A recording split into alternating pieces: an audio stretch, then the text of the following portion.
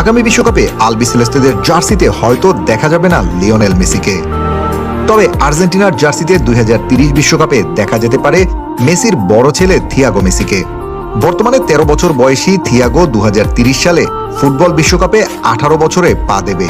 তার football career যদি প্রত্যাশামতো এগিয়ে যায়, তবে সেই আসরেই আর্জেন্টিনা জাতীয় দলে তার জায়গা পাওয়ার একটি সম্ভাবনা তৈরি হতে পারে।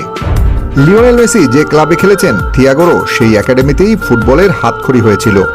বার্সেলোনার লা মাসিয়া একাডেমি এবং পিএসজির একাডেমির পর সে বর্তমানে ইন্টার মায়ামি একাডেমিতে তরুণ প্রতিভা হিসেবে ফুটবল ট্রেনিং নিচ্ছে। ইন্টার মায়ামিতে অনূর্ধ্ব 13 এবং অনূর্ধ্ব 14 দলে বিভিন্ন বয়সভিত্তিক টুর্নামেন্টে অংশ নিয়ে ইতিমধ্যে বেশ নজর কেড়েছে সে। ইন্টার মায়ামির অনূর্ধ্ব 14 দলের হয়ে শিরোপা জয়ের স্বাদও পেয়েছে। থিয়াগো মেসির খেলার ধরন তার বাবার চেয়ে বেশ কিছুটা আলাদা।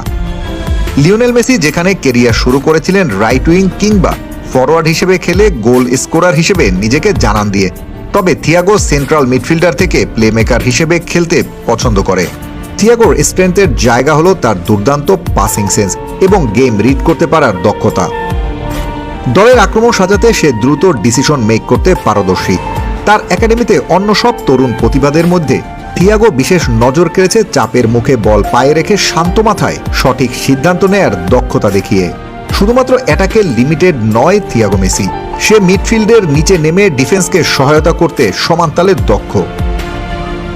2030 সালে ফুটবলের শতবর্ষী বিশ্বকাপের সময় থিয়াগোর বয়স হবে 18 বছর। প্রফেশনাল ফুটবলে কিংবা জাতীয় দলে জায়গা করে নেয়ার জন্য এটা খুবই উপযুক্ত সময়।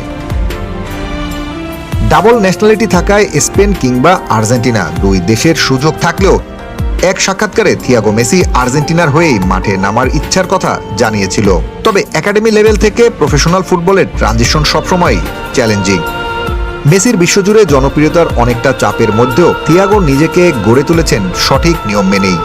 এখন দেখার বিষয় 2030 সালের বিশ্বকাপে মেসির ভক্ত সমর্থকদের সেই স্বপ্ন পূরণ করে থিয়াগো মেসি জাতীয় দলের জার্সিতে নাম লেখাতে পারেন কিনা।